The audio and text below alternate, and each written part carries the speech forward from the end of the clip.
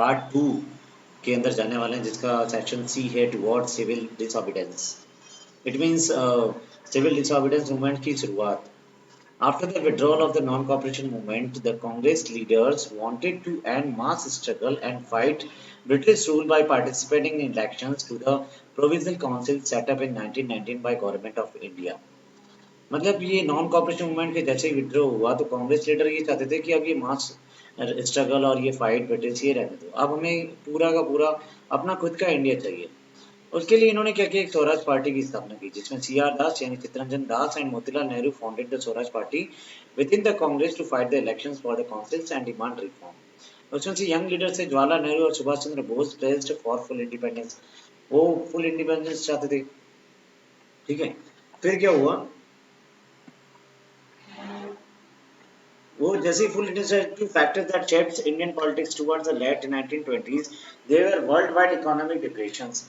World wide economic depression चला गया। उससे क्या हुआ, agriculture prices touched bottom between 1926 and 1930। Farmers could not sell their products and the countryside was in turmoil. अब इसमें क्या हुआ, ब्रिटिश काउंसिल्स ने ये सोचा कि यार ये इंडिया वाले कुछ गड़बड़ ना करते, इसलिए उन्होंने वहां से एक सर जॉन साइमंस को 1927 को यहाँ इंडियन कॉन्स्टिट्यूशन को डिजाइन करने के लिए भेजा। जैसे ही वो इसको भेजा और इंडिया वालों को पता चला, उन्होंने विरोध किया और साइमन साइमन गो बैक के नारे लगाने लगे। तो Mahatma Gandhi gave the call for civil disobedience movement. इसके बारे में ये Simon commission, British constitution statutory commission under sir John Simon in 1927। The Simon was to look into the functionings of the constitutional system in India and suggest changes. The problem was that the commissions did not have a single Indian member. इसलिए इन्होंने क्या किया, 19 India में इन 1928 में great with slogan go back Simon go back Simon. ठीक है, ये देखो ये इस तरह से साइमन गो बैक के नारे लगा रहे थे और भेज दिया। अब फर्स्ट राउंड टेबल कॉन्फ्रेंस, जिसको गांधी इरविन पैक्ट भी बोलते हैं, ये राउंड टेबल कॉन्फ्रेंस है। ये पूरी राउंड टेबल कॉन्फ्रेंस है जो वहां लंदन में होती थी, right. First round table conference, British government decided to hold a round table conference. इसमें क्या हुआ कि first sessions was started in London on 12 November 1930। Except Congress, all Indian political parties participate. Congress party wanted to enforce completely Nehru report as a future constitution of India. उसमें से मोहम्मद जिन्ना, अली जफर, मौलवी Fazlul Haq, sir Mohammad Shafi, sir Shahnawaz participate in the conference. लेकिन गांधी जी बोले मैं भी जाऊंगा, तो गांधी जी गए लेकिन उनका कुछ हुआ नहीं। फिर सेकंड राउंड टेबल कॉन्फ्रेंस हुई, ये सितंबर 1931 में हुई। 140 डेलीगेट्स अटेंड हुए। Congress also attended. Mahatma Gandhi was sent as the sole representative of Congress along with Sarojini Naidu और Malviya, Madan Mohan Malviya, G D. Birla. Gandhi demand for Congress is the only representative of India. Dalits are Hindus.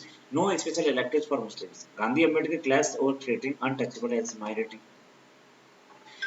अब गांधी ने क्या किया, इरविन पैक्ट को समझौता करवाने के लिए 11 डिमांड्स रखी। अब 11 डिमांड्स क्या थी? There were 6 demands and not 11 Gandhi Irvin Pact. Gandhi put forward 6 demands for the purpose for the Viceroy. Release all the, number 1 क्या थी? Release all the Indian political prisoners, giving them clemency. Call off the policies of requiring the peaceful volunteers for freedom movement. Return all the properties confiscated from the political volunteers. Reappoint all the government servants dismissed for their political participants. Grant freedom to pick the government offices. ये सारी demand थी, लेकिन Irwin इसको demand नहीं पूरी कर पाया। इसलिए गांधी जी ने क्या किया, डांडी यात्रा करते हुए सॉल्ट मार्च स्टार्ट कर दिया, right. The launching of civil disobedience movement.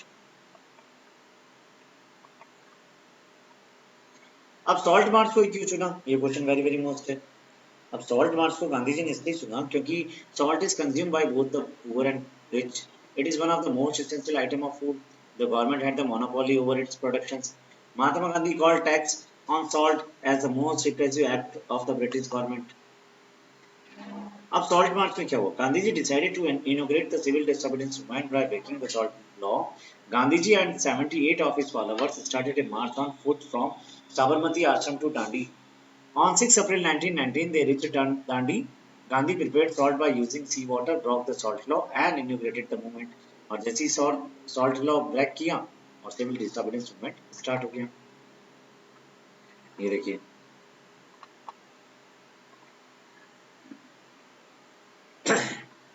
हाँ, डिफरेंस क्या था? डिफरेंस ये था कि people refuse to cooperate with the government during the non cooperation movement, people broke the law during the civil disobedience movement, Muslim participate in large number in the non-cooperation movement, लेकिन इसमें Muslim participation was less in the civil disobedience movement. No tax campaign was not there in non-cooperation movement. People refused to pay taxes in civil disobedience movement. Main limitations क्या थे? Dalit did not participate in the civil disobedience because the Congress did not give importance to the demands. दूसरी क्या थी? Many Muslims did not participate in it. They thought that the Congress was moving close to the Hindu Mahasabha. Communal riots ज़्यादा फैल गया था. Distance between Hindus and Muslims started. Industries workers participate was minimum. How participants saw movement? अब किस तरह से इन्होंने देखा?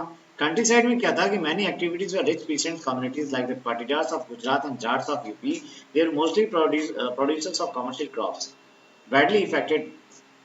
अब इसमें क्या हुआ? पीसेंट से जो टैक्स देने से मना कर रहे थे, लेकिन पूरे कांग्रेस से वो सपोर्ट कौन दे रहा था? कंट्री साइड वाले, जिससे पेशेंट्स का अलग से ही हो गया और सपोर्ट पेशेंट्स का मिलना कम हो गया.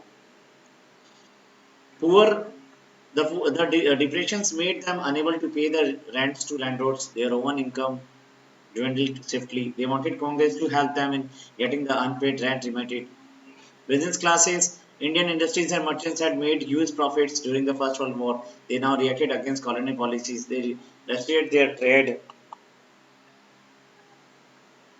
फिर FICCI आया. FICCI means Federations of Indian Chambers of Commerce and Industry 1927. जिसमें GD बिरला और Purushottam Das Thakur attack colonial economic policies. ठीक है.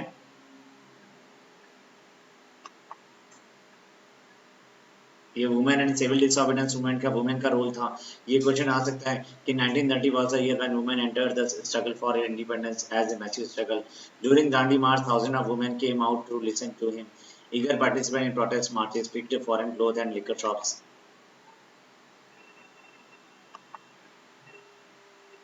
ये दलित. अब इसमें क्या किया इन्होंने? Poona pact it give reserve seats. Poona pact में क्या था? जो दलित थे, इसमें गांधी जी ने खुद ने लैट्रिन साफ करके इन बंगियों को, बंगी जात को हरिजन बोला था, यानी गॉड ऑफ सन, यानी भगवान की संतान बोला था. और इससे उन्होंने क्या किया था कि एक रिजर्व सीट साइन की थी जिसमें इनको रिजर्वेशन दिया गया था.